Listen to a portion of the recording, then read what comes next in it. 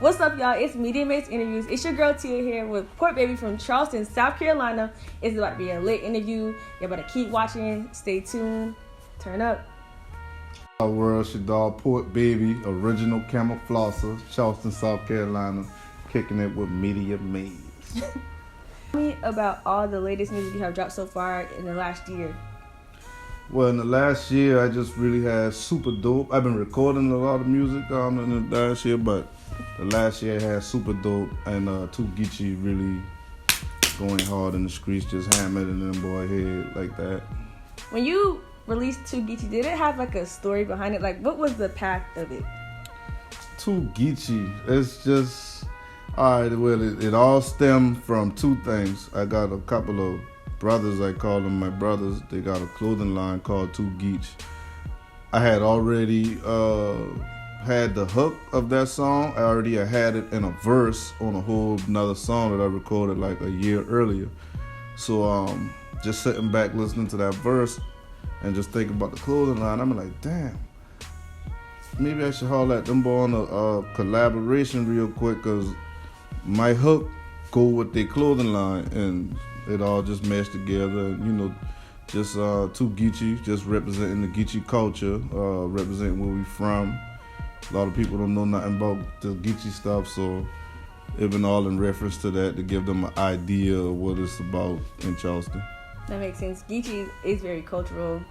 When you made a cultural path with the song, what gave you the idea for that video? Like, was it a culture thing within the video? Definitely was culture. I knew I had to catch some authentic visuals from the city, from some real authentic people. So as far as the video, everything just landed right on time. Everybody was available.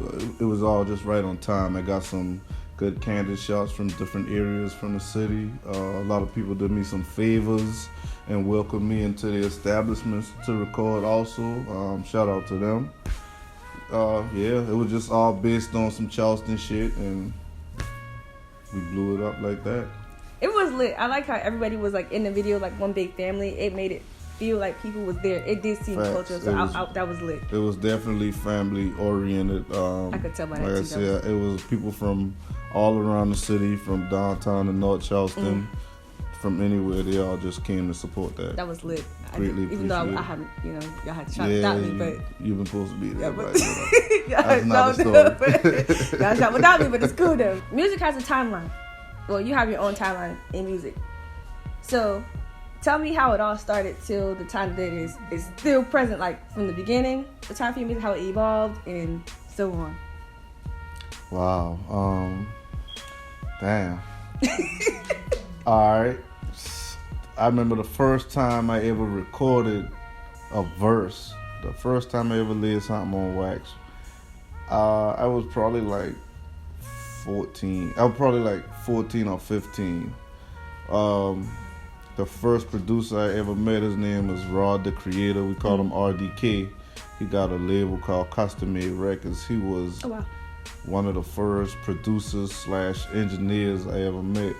And he had a studio in his apartment. They stayed on Romney Street, downtown Charleston. They stayed in an apartment complex. We used to call it the APT.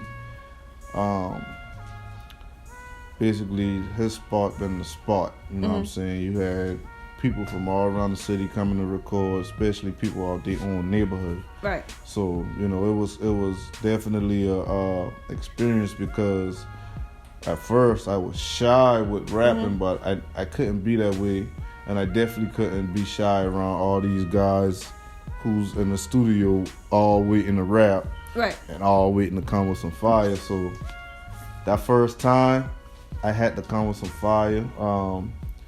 I did a song. I was a feature on a song with it was a group called Crime Committed back in the day from Eastside, and they would always come record over at Rod's house. So I did a song with them, and ever since then, I've been on go.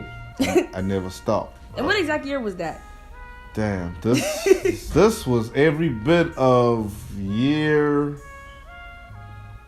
2001 or 2. So y'all was just like getting the feel of a different evolution in music at that time. So that you were able to experience the change in music. As far as like just music, period. Yeah. Well, the sound in general, like Yeah, all that facts, stuff. facts. Equipment wise, it was just different. Right, just being on the backside of it, you know what I'm saying? Just being able to record, being able to just see how a producer works, being able to have the feeling of hearing yourself come out through the speakers, through the mic, you know what I'm saying? Like, yeah, all that was an experience that I, like, when I felt it, I was like, that's the shit I want to do. So it wasn't a big adjustment, was it? As far as like, it's definitely a big adjustment. That was like my first real, I feel like the real studio I recorded in, because my partner Kilo P, he started the cool Camouflage Records and everything. Right. We used to be recording in his attic. He had an attic, and he would hang a mic from his light fixture. We had an old cassette player, dual cassette player, and we've been recording on tapes.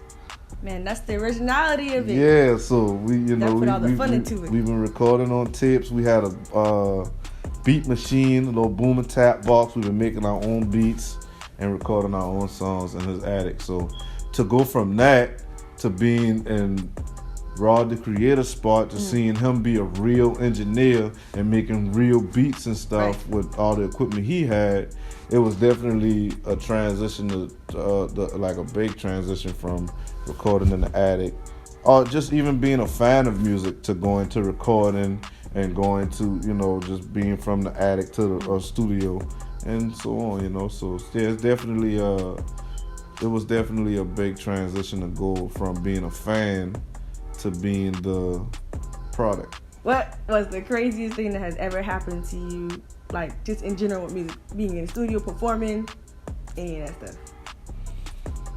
Like, I mean, embarrassing type of stuff. Like, I mean, yeah, I got an embarrassing story for you, right? So,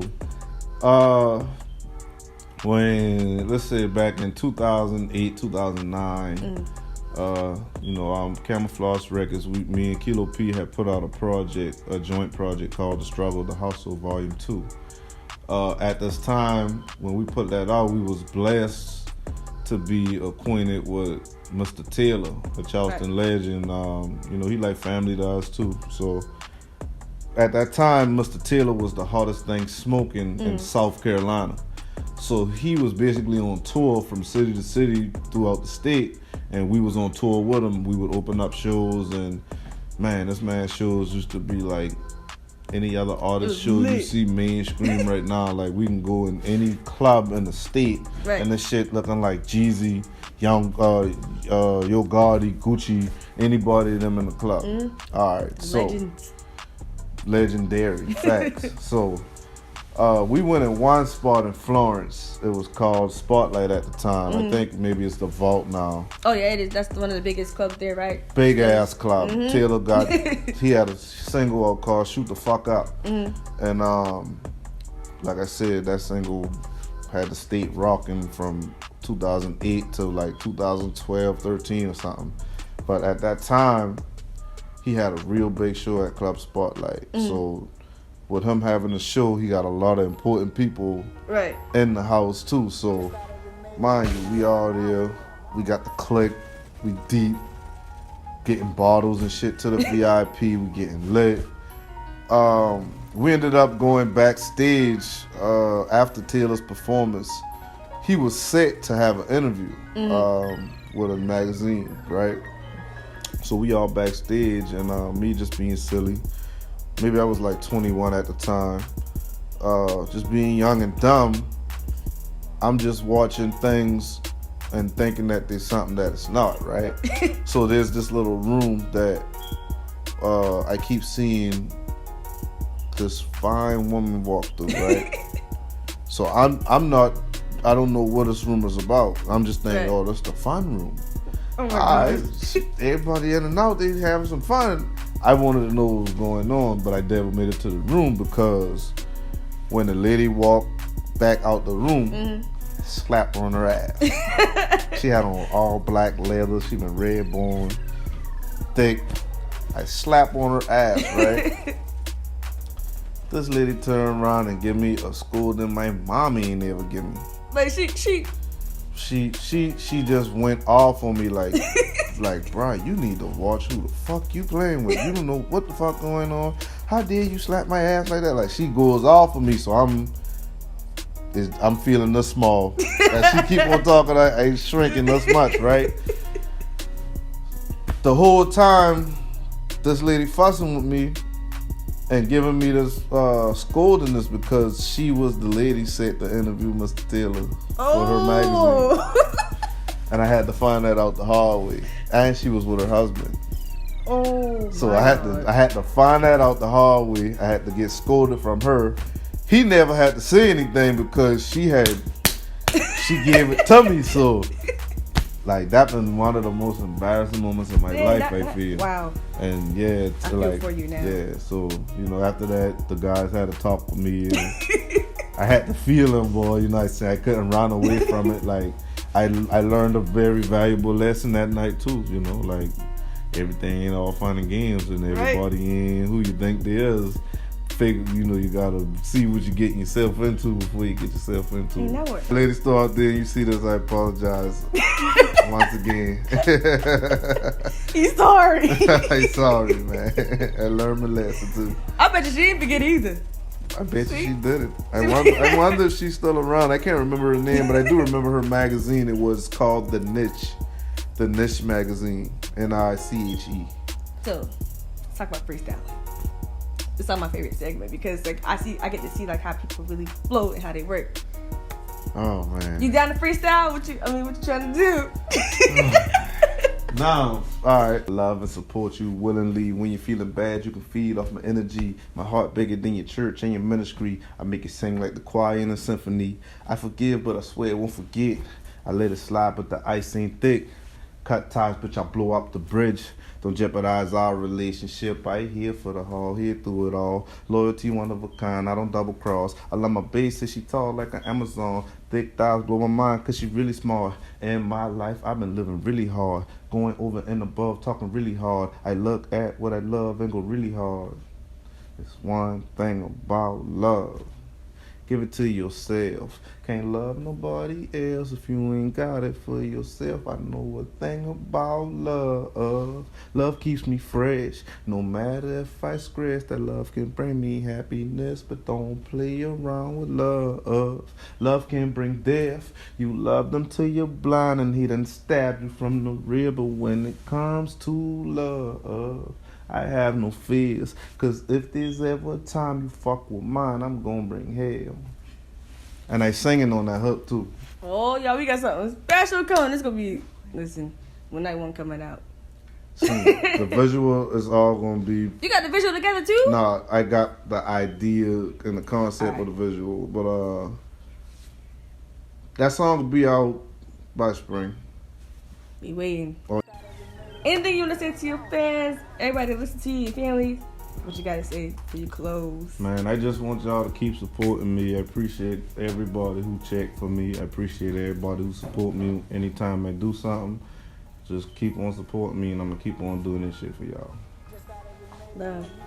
Thank you guys for watching Media Mates interviews like you always do. I'm glad y'all tuned in. Make sure y'all subscribe and follow me on social media at callme_Tia and Media Mates_ as well. Follow me on Instagram at portbabythejeweler. Follow me on Snapchat at portbaby843 and Facebook at portbaby.